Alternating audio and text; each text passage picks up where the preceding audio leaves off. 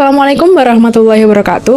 Perkenalkan, nama saya Nadila Syahida dengan NIM P1337417125088. Saya mahasiswi Poltekkes Kemenkes Semarang dari jurusan Rekam Medis dan Informasi Kesehatan semester 2 dari kelas 1B.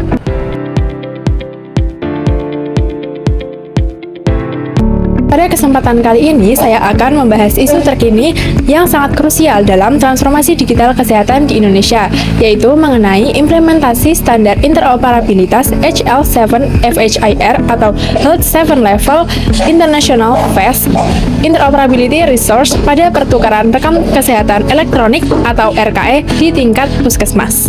Perlu kita ketahui bahwa rekam kesehatan elektronik berbeda dengan rekam medis elektronik. Jika biasanya RME hanya ada di masing-masing Fasienkes, maka RKE adalah sekumpulan data yang dapat diakses langsung oleh pasien dan dibagikan ke Fasienkes lain untuk perawatan lanjutan. Nah, bentuk RKE yang ideal dapat terwujud jika format data RME seluruhnya di Fasienkes sudah terintegrasi dan terstandarisasi. Sesuai dengan Permenkes nomor 24 tahun 2022, setiap sistem elektronik rekam medis wajib bersifat kompatibel dan interoperabilitas. Artinya, setiap informasi medis harus dapat dipertukarkan dengan mudah antar sistemnya. Mengapa? Karena jika data kesehatan tidak terstruktur dan tidak standar, algoritma sistem dapat membaca dengan keliru, sehingga memicu kesalahan analisis klinis kesehatan. Saat ini, Kementerian Kesehatan sudah menetapkan HL7 FHIR dengan teknologi API atau Application Programming Interface sebagai standar pertukaran data. Standar ini sudah diadopsi secara global dan digunakan oleh Google dan Apple. Namun, tantangan nyata di lapangan masih sangatlah banyak di tingkat puskesmas yang wajib menyelenggarakan sistem informasi elektronik masih sering ditemukan ketidakkonsistenan data, yaitu format dan tipe data berbeda yang tidak kompatibel, sehingga sistem sulit memunculkan informasi data pasien secara benar. Oleh karena itu, analisis penerapan platform HL7 FHIR pada SIMPUS sangatlah krusial demi mendukung tercapainya program Satu Data Indonesia. Yang berikutnya yaitu dampak masalah. Jika masalah ketidaksetaraan standar data ini dibiarkan, dampaknya akan dirasakan oleh tiga pihak utama. Yang pertama, bagi Fasienkes puskesmas. Terjadi fragmentasi data, puskesmas kesulitan bertukar informasi medis pasien secara cepat dengan rumah sakit atau Fasienkes lain saat rujukan. Yang kedua, SDM kesehatan bagi dokter dan perekam medis. Beban kerja administratif meningkat karena harus memetakan atau menginput ulang data secara manual. Yang ketiga, bagi masyarakat yaitu pasien. Pasien bisa kehilangan kesempatan untuk mendapatkan perawatan yang maksimal. Riwayat medis pasien jadi tidak komprehensif atau menjadi tidak lengkap dari seluruh pemeriksaan fisiknya. Riwayatnya juga tidak longitudinal atau rekam medis dari tahun yang lalu tidak akan terekam menjadi satu di masa yang akan datang secara rapi. Pada studi kasus implementasi HL7 FHIR di Puskesmas Botania, standar internasional FHIR sebenarnya sangat mampu mempresentasikan model rekam medis di Indonesia.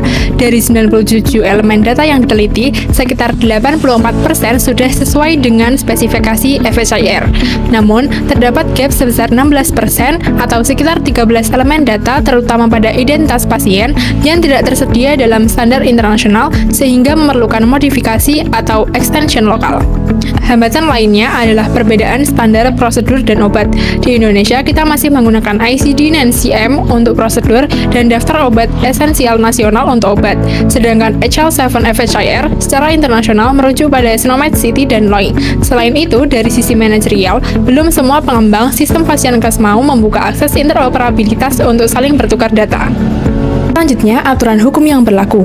Kewajiban implementasi ini bukan tanpa dasar hukum. Langkah ini diatur secara ketat. Peraturan yang pertama, Permenkes nomor 24 tahun 2022 tentang rekam medis yang menegaskan bahwa sistem elektronik Fasienkes wajib kompatibel dan mendukung kemampuan interoperabilitas. Yang kedua, Permenkes nomor 13 tahun 2022 atau Renstra Kemenkes yang menyatakan bahwa integrasi data pusat dan daerah wajib menggunakan standar yang diakui seperti HL7 dan FHIR. Yang ketiga, Peraturan Presiden Nomor 39 Tahun 2019 tentang Satu Data Indonesia yang mengamanatkan bahwa seluruh data kesehatan harus memenuhi standar data, memiliki metadata, dan memenuhi kaidah interoperabilitas. Next, yaitu rekomendasi masalah.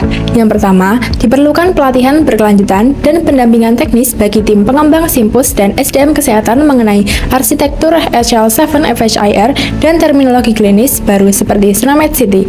Yang kedua, Kementerian Kesehatan perlu menyediakan pedoman profiling resmi dan extension lokal yang terstandarisasi secara nasional agar para pengembang tidak membuat extension sendiri-sendiri. Yang ketiga, perlu adanya komitmen, regulasi tegas, dan kerjasama antar organisasi, pelayanan kesehatan, serta vendor aplikasi untuk saling membuka akses API atau Application Programming Interface integrasi demi kepentingan data pasien. Kesimpulan yang bisa kita ambil adalah standar HL7 FHIR terbukti sangat layak dan mampu mempresentasikan model rekam medis di Indonesia. Hasil analisis jurnal menunjukkan tingkat kesesuaian elemen data yang sangat tinggi, yaitu mencapai 84%. Meski demikian, kita tidak boleh mengabaikan gap sebesar 16%, di mana masih ada elemen data ideal, seperti identitas pasien, perbedaan standar obat, dan prosedur yang belum diakomodasi oleh standar internasional ini. Hambatan ini ditambah dengan ketidaksesuaian format antar simpus di lapangan menjadi tantangan utama yang harus kita selesaikan bersama. Nah, yang terakhir, referensi yang saya ambil yang pertama dari jurnal ilmiah, yang kedua dari peraturan Kementerian Kesehatan, yang ketiga dari peraturan Presiden. Sekian presentasi dari saya, semoga ilmu ini dapat bermanfaat. Kurang lebihnya mohon maaf. Wassalamualaikum warahmatullahi wabarakatuh.